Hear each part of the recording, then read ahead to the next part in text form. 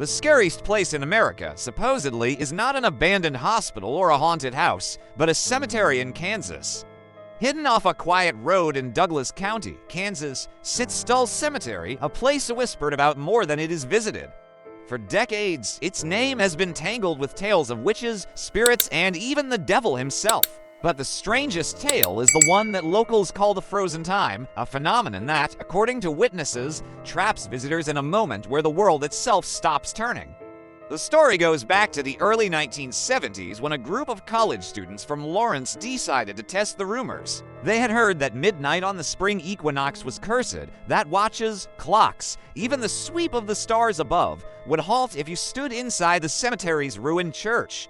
So on a dare, they brought lanterns, a camera, and several pocket watches, determined to prove the legend was nothing more than small-town superstition. At first, nothing seemed strange. The wind rattled the broken stone walls.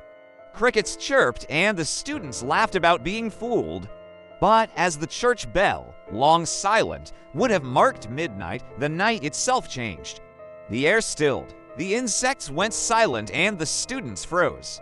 When they checked their watches, the second hands had stopped completely. The strangest part was that they could still move. They paced the church floor, spoke in nervous tones, even shined lanterns on each other. But no flame flickered, no breeze stirred, and no sound of the highway carried. The world beyond the cemetery had locked into silence as if the universe had been paused. Panicked, the students claimed that one of them could see a shape at the edge of the grounds, a patch of darkness darker than the rest, shifting like smoke but with edges sharp as a door frame. Another swore it looked like a cut in reality itself, a black opening waiting at the hedgerow. The group fled before it could grow closer. When they stumbled back to the road, their watches ticked again as if nothing had happened. But when they checked the time, only a single minute had passed, though each swore they had spent at least an hour inside.